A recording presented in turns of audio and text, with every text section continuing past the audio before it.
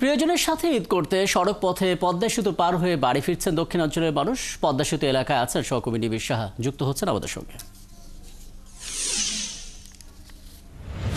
নিবিড়, আপনার সঙ্গে যুক্ত হওয়ার আগে আমরা আশুলিয়ার বাইপাইলে গিয়েছিলাম, সেখানকার খোঁজ খবর নিচ্ছিলাম এবং তীব্র ঝড় বৃষ্টি আসলে সেখানে হচ্ছে।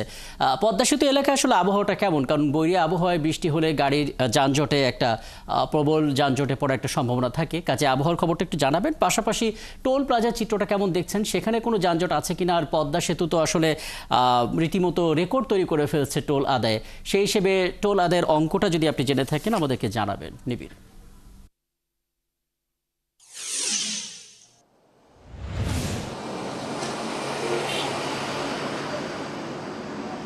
রাকিব, আসলে আশুলিয়ার যে ঘটনাটি বললেন, এখানে দক্ষিণাঞ্চলের মানুষদের যে যাত্রাপথ অর্থাৎ পদ্মা সেতুর ঠিক আগে কিন্তু আমরা যেমনটি দেখছি ঠিক তার উল্টো, অর্থাৎ এখানে কিন্তু রীতিমতো ঘাম ঝরছে এবং তীব্র গরম।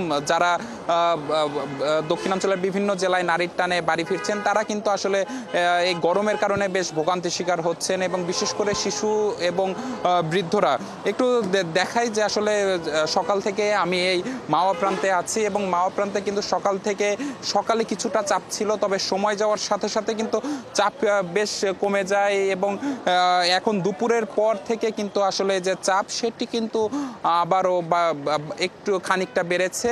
এবং এই টোল প্লাজার কর্মকর্তাদের সাথে কথা বলে যেমনটি জানতে পেরেছি যে সকাল থেকে এখন পর্যন্ত প্রায় 12,000-এর বেশি গাড়ি কিন্তু এই টোল প্লাজা পার হয়েছে, অর্থাৎ তারা দক্ষিণবঙ্গের বিভিন্ন জেলায় 12,000-এর বেশি গাড়ি আজকে কিন্তু আসলে গেছে। এবং সেই সাথে জানিয়ে রাখি যে যাত্রীদের কিন্তু আসলে রাজধানী ঢাকা থেকে বের হওয়ার পর কিন্তু আসলে কোনো ভোগান্তি হয়নি। তারা বলছিলেন যে রাজধানীর বিভিন্ন জায়গা থেকে, গুলিস্তান থেকে মেয়র হানিফ ফ্লাইওভার কিংবা পোস্তগোলা পর্যন্ত কিন্তু তারা বলছেন যে দেশে জ্যাম ছিল, যার কারণে সে পর্যন্ত কিন্তু আসতে কয়েক ঘন্টা সময় লেগে গেছে। তবে এক্সপ্রেসওয়েতে ওঠার পরে কিন্তু তাদের আর সময় লাগছে না। পাশাপাশি জানিয়ে রাখি, অনেকেই কিন্তু আসলে যানবাহনে সিট না পেয়ে তারা কিন্তু ভেঙে এই পর্যন্ত এসেছেন, অর্থাৎ মাওয়া প্রান্ত পর্যন্ত এসেছেন। তারা কিন্তু এখান থেকে আবার নতুন যানবাহন, নতুন বাসে যারা উঠছেন তারা কিন্তু আসলে কিছুটা ভোগান্তির মধ্যে পড়ছেন। অনেককে আমরা দেখছি যে তারা ট্রাকে করেও কিন্তু আসলে দক্ষিণবঙ্গের বিভিন্ন জেলায় এখান থেকে তারা রওনা দিয়েছেন।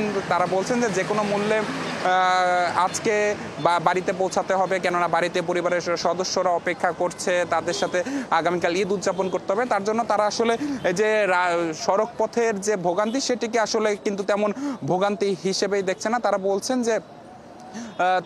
যে আসলে যে রাস্তায় যে ভোগান্তি হচ্ছে সেটি আসলে পরিবারের সদস্যদের সামনে গেলে আসলে এই ভোগান্তি মনে হবে না। তো সবকিছু মিলিয়ে এই ছিল আমার কাছে থাকা মাওয়া প্রান্ত থেকে সবশেষ খবর।